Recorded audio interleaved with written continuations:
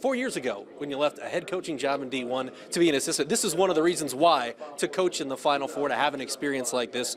What do you take away from this experience? What's it like now that you are in the Final Four on the sideline as a coach? Well, you're right. I think, leaving the city of Fort Wayne was a sad day. And I've always said that if I ever get a chance to retire and get a membership at Fort Wayne or Sycamore or both, I want to come back and retire. I love the city of Fort Wayne, but to have a chance, I think really want a legitimate chance to have a chance to win a championship year in and year out. We've certainly done that at Michigan State.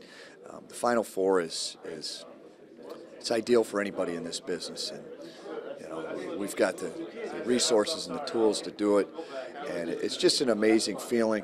Part of the Big Ten, part of the Final Four, unbelievable feeling, and couldn't be happier right now. Working for Tom Izzo makes you a better coach, I would imagine. What have you taken away from the experience with him that's made you a better coach right now? Well, I think it's the people part of it, just being able to communicate with people and to use the cliche, go the extra mile. That's what Coach Izzo does. If I take 5 minutes out of my day to spend time with Coach Izzo's taking an hour. I think that's the important part, being able to ask the tough questions. These kids got a lot of things going on in their lives, a lot more than you and I did.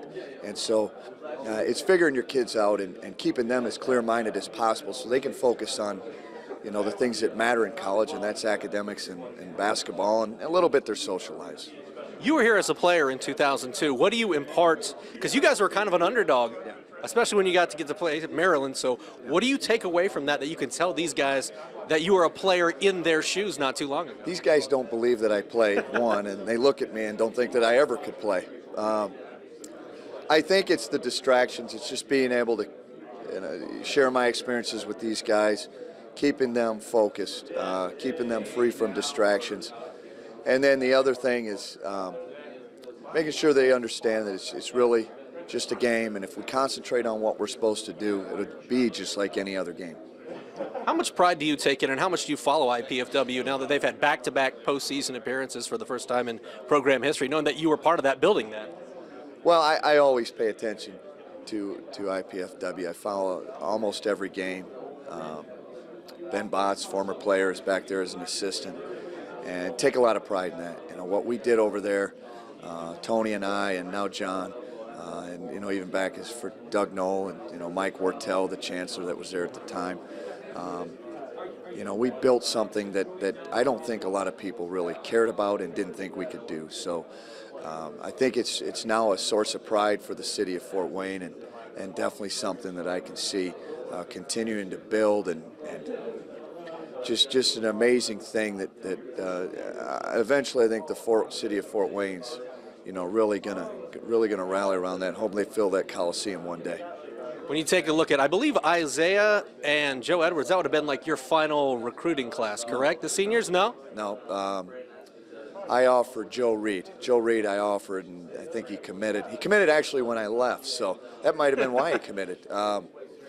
Kibolowski would have been my last class. But I know Reed, I know Mo and those guys, and so really proud of what they've done, certainly. Final question, just if you could take one thing away from Coach Izzo, I know we talked about the personality and interacting with people, but if you could take one thing away maybe as an X's and O's guy, what do you take away from your experience, your 4 years working with him?